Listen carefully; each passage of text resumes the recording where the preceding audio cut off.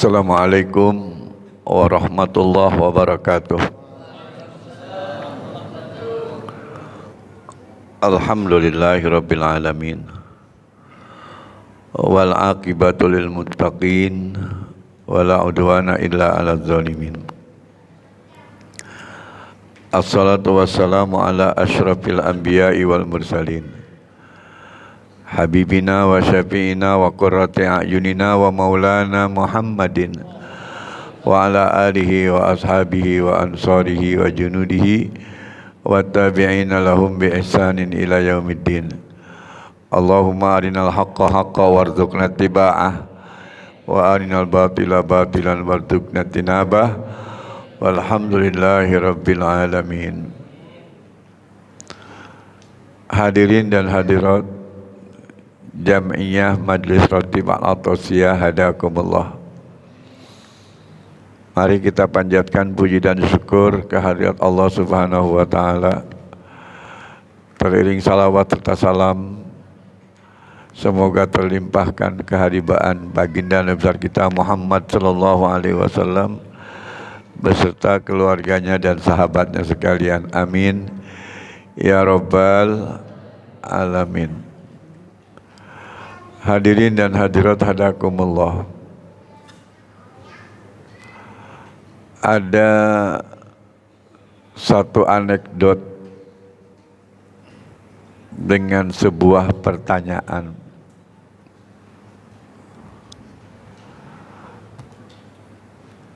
Kamu udah beragama apa belum? Memang pertanyaan ini kalau disikapi dengan perasaan sedikit baper, kita akan marah, kita akan emosi. Tentu kita mengatakan, kamu kenapa nanya kayak begitu? Padahal pertanyaan ini sugianya diperhatikan dengan serius. Mestinya tidak baper, tetapi iya ya. Saya sampai hari ini sudah beragama atau belum? Gitu. Kenapa? Sebab mengaku beragama itu mudah. Tetapi mengerti apa yang dimaksud dengan agama itu enggak mudah.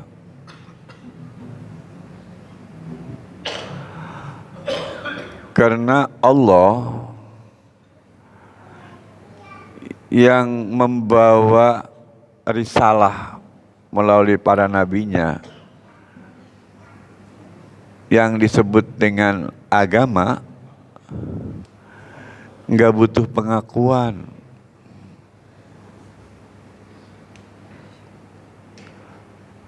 Tetapi yang ingin dilihat oleh Allah dengan agama yang diusung oleh Allah kemudian didakwahkan oleh para rasul-rasulnya,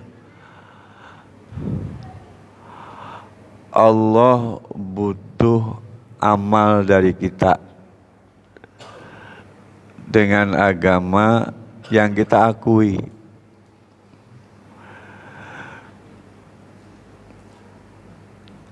Nah, tibalah kepada masalah amal. Sampai hari ini sudah seberapa banyak amalan kita dengan ajaran agama yang kita anut? Atau masih berapa banyak yang tidak diamalkan oleh kita dengan perintah dari agama yang kita anut. Akan sulit kita menjawabnya.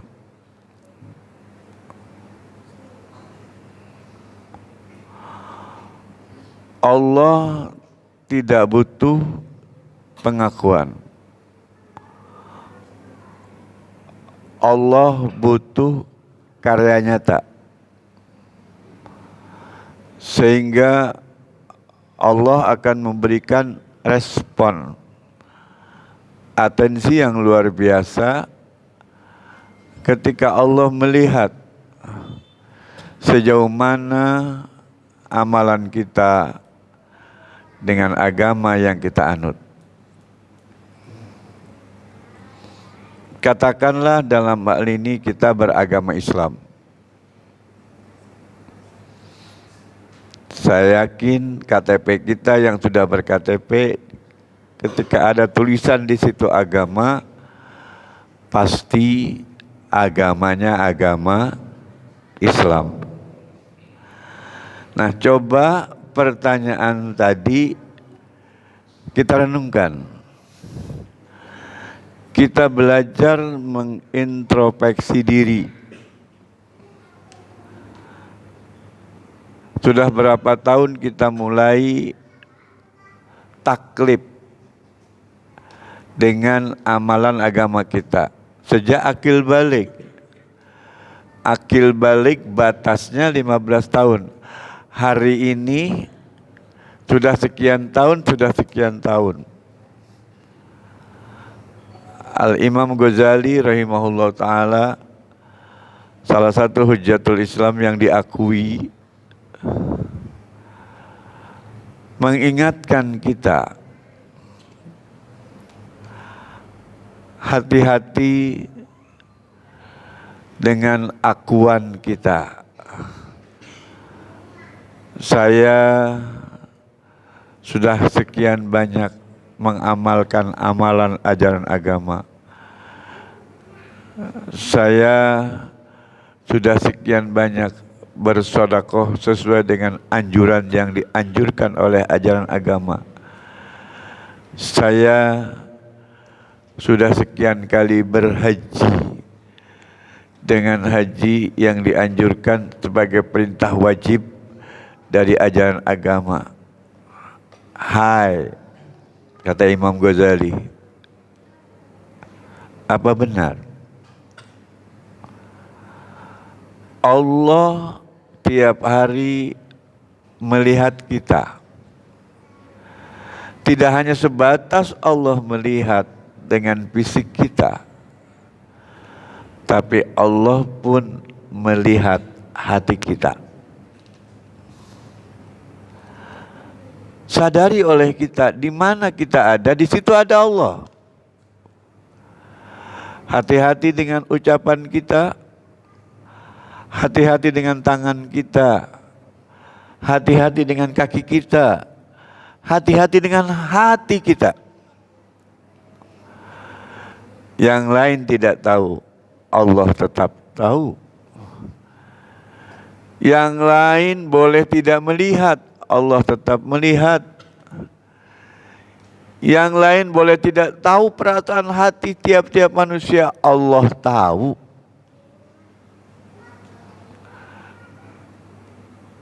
Jangan-jangan kita termasuk sampai hari ini kelompok munafik dengan ajaran agama kita Islam. Sebab jelas ciri munafik itu paling tidak 3. Kalau ngomong bohong. Betul? Betul. Kalau janji tidak ditepati. Kalau diberi amanat, khianat. Ayo kita introspeksi. Umar ibn Khattab radhiyallahu an, salah satu khalifah yang diangkat setelah Khalifah Abu Bakar As-Siddiq, mengingatkan kepada kita semua, hasibu anfusakum qabla an tuhasabu. Hayo kita hitung-hitung diri kita. Hitung-hitunglah diri kalian dengan apa yang sudah kalian amalkan, apa yang sudah kalian perbuat untuk agama ini, sebelum kalian nanti dihisab, diperiksa, dikontrol langsung oleh Allah yang tidak pernah terlewat mengawasi kita selama hidup ini. Allah berfirman dalam Al-Quran, Inna rabbaka labil mirsad. Sesungguhnya Tuhanmu senantiasa mengawasi kamu secara melekat. Yuk, bayangin kita hidup dalam pengawasan Allah. Bayangin kita sholat dalam pengawasan Allah. Bayangin kita makan dalam pengawasan Allah. Bayangin kita bergaul dalam pengawasan Allah.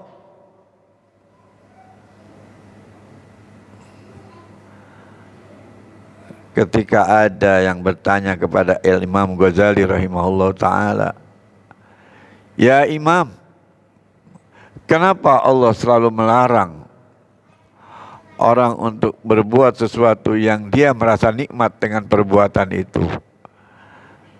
Misalnya berzina, mabok, dan diberi imbalan siksa. Imam Ghazali mengatakan Allah tidak pernah melarang. Manusia punya kebebasan untuk melakukan apa saja. Akan tetapi apapun yang dilakukan oleh manusia itu jangan kelihatan oleh Allah. Allah tidak akan menjatuhkan hukuman kalau kepada orang yang Allah tidak lihat dia berbuat itu. Celakanya, siapapun dia makhluk Allah.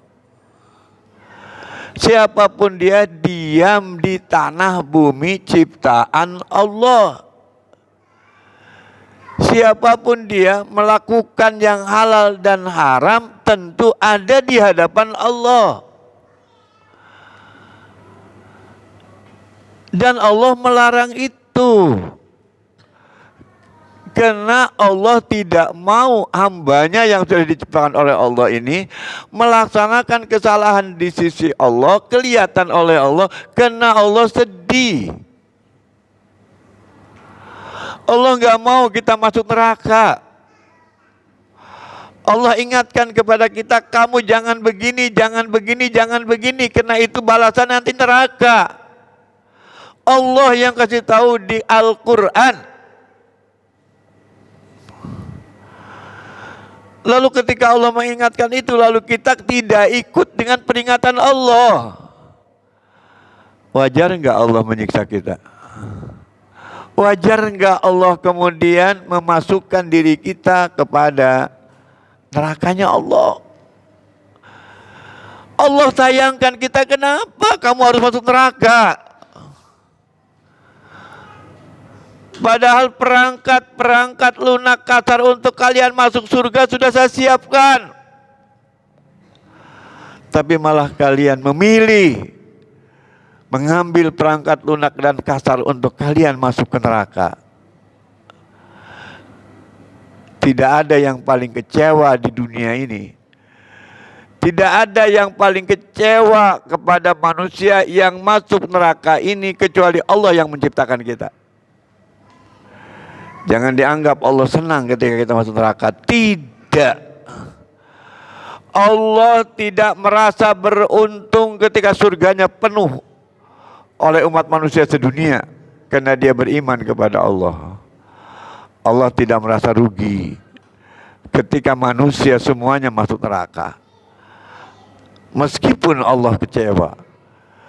Tapi kitalah yang akan merasakan beruntung ketika kita masuk surga karena kita taat kepada keinginan Allah. Kitalah yang merasa merugi nanti di akhirat ketika kita kemudian masuk nerakanya Allah karena kita di dunia terlalu membangkang dengan apa yang diinginkan oleh Allah. Mari jawab pertanyaan itu dengan pelan-pelan. Jangan sampai kita terperoksok menjadi manusia yang pertama munafik kepada Allah. Yang pertama munafik kepada baginda Nabi besar kita Muhammad sallallahu alaihi wa alihi wasallam.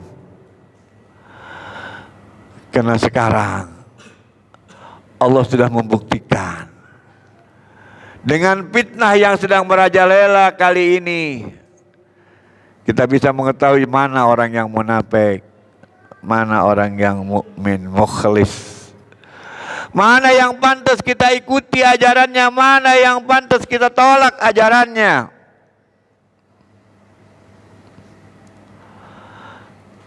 Karena jelas orang yang harus diikuti adalah orang yang bertakwa kepada Allah.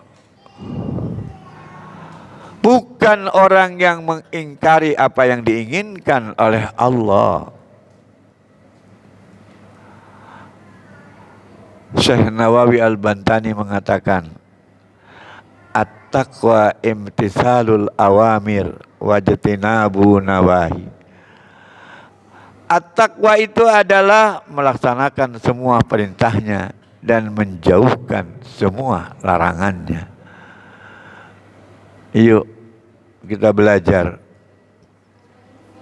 Contoh soal kita. Pertama baginda besar kita Muhammad sallallahu alaihi wasallam. Yang kedua para sahabat Nabi. Mereka yang diberi gelar oleh Allah Subhanahu wa taala dengan sebutan radhiyallahu anhum. Allah telah ridho kepada mereka. Ini ikutan contoh soal kita. Yang ketiga para ulamaul amilin, ulamaul akhirin. Ulama yang mengamalkan ilmunya dengan benar.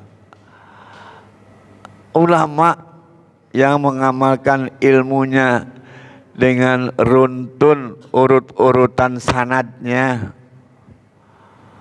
Bukan sanadnya sampai ke iblis, tapi sanadnya nyambung sampai Rasulullah dan sampai kepada Allah Subhanahu wa taala.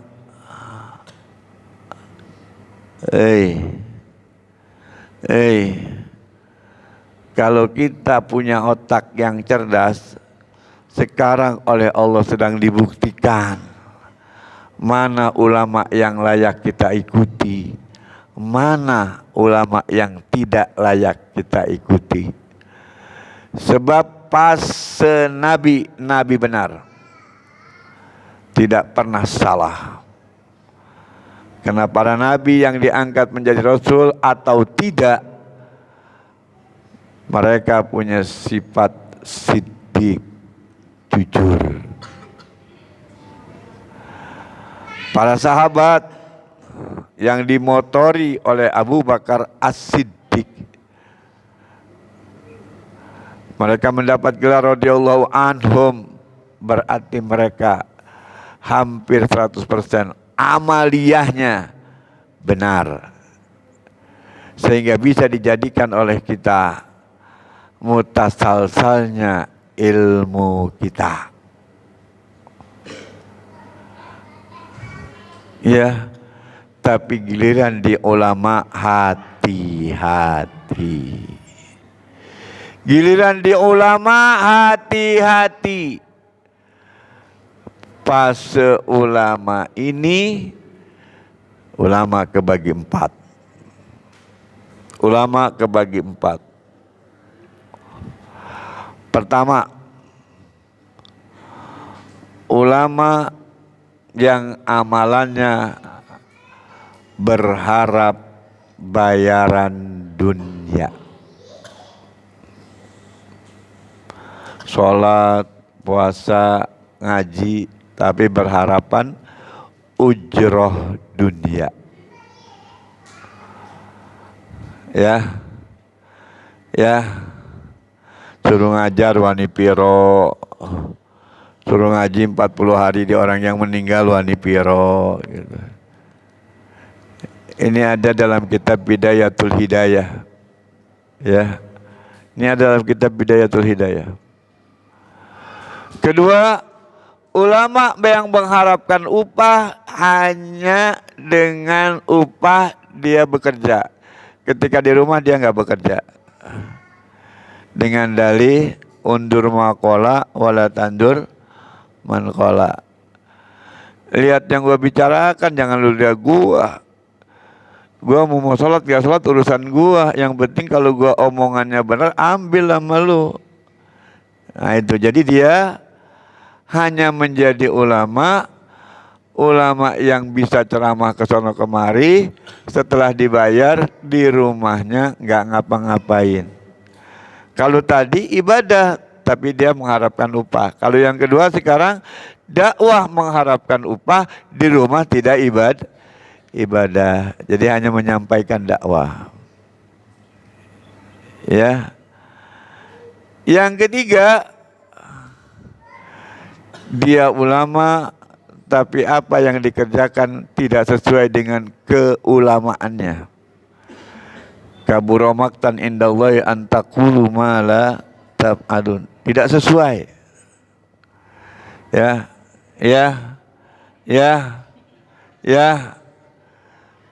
Sangat besar murka Allah kepada orang yang dia pandai bicara tapi dia tidak beramal dengan apa yang dibicarakannya.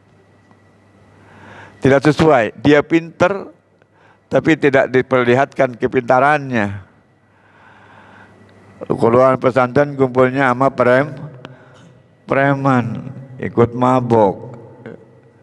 Giliran suruh baca alfiah ya baca alfiah gitu, hafal gitu ya. Ya, suruh ngaji ya ngaji, habis ngaji masuk lagi, berangkat lagi, kumpul lagi dengan yang lain di bar, di kafe gitu. Ini amalannya tidak sesuai dengan keilmuannya. Ini yang disebut dengan ulama munafik. Ya.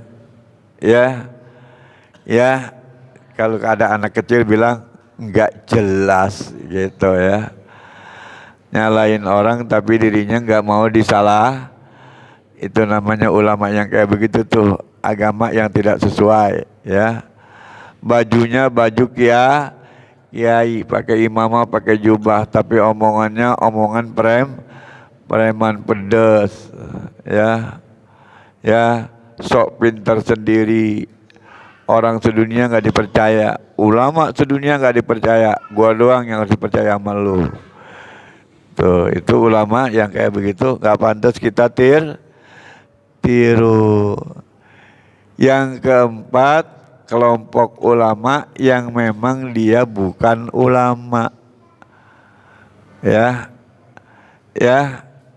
Tadi pinter amalannya tidak sesuai dengan kepintarannya. Sekarang emang bodoh tapi sok kayak orang pinter, nipu orang. Tuh. Jadi ulama penipu ya. Bawa kitab katanya ubin. Ya kitab kan kalau ubin yang segi 4 atau panjang lebarnya nggak sama, kalau dibungkus 2 biji 3 biji pakai koran, bawa apa itu Pak? Bawa kitab. Saya baru beli kitab tadi di toko buat kajian saya. Wih, emang mau ngapain? Mau bikin tesis. Wih, bikin tesis. Tesisnya tidak diuji. Langsung dibilangin sama orang bodoh, tesis saya bener nih, lu mesti percaya sama tesis saya. Pertanyaannya, kalau ada tesis itu ada dosennya yang uji tesis, debat dulu, dan tujuannya jelas. Kitab apa yang ditesiskan dan tujuannya buat apa. Ya, itu namanya tesis. Segoblok-gobloknya Habib Muhammad telah mempertahankan tesis. diuji oleh 5 orang dosen. Dan alhamdulillah gini-gini Habib Muhammad doktor. Gitu aja, selesai gitu. Gak usah ngomong dokter apa, lu kagak ngerti, gitu aja. Tapi gue gak bangga kok, gak pernah ditulis doktornya, gitu. Pernah kita mempertahankan tesis. Kalau mau tahu jangan nanya di sini, no, kitabnya di rumah banyak, gitu. Datang ke rumah, ngapain gue nyeritain yang kayak begitu di sini, betul nggak? Di sini mengaji, bukan menyeritain tesis. Sebab kalau orang yang nyeritain tesis itu namanya orang sombong. Apalagi nggak diuji sama para dosen. Dia bilang tesis saya ini paling bener. Nggak taunya pas dilihat boleh fotokopi, copy paste, diambilnya sepotong. Namanya apa yang tadi ada pertanyaan besarnya, kita sudah beragama apa belum? Jangan dianggap orang yang bertanya begitu ngeledek kita. Jadi harus kita renungkan dan kita pikirkan secara matang-matang sebelum kita menjawab. Sebab jangan-jangan memang sampai hari ini kita belum beragama, baru hanya mengaku beragama.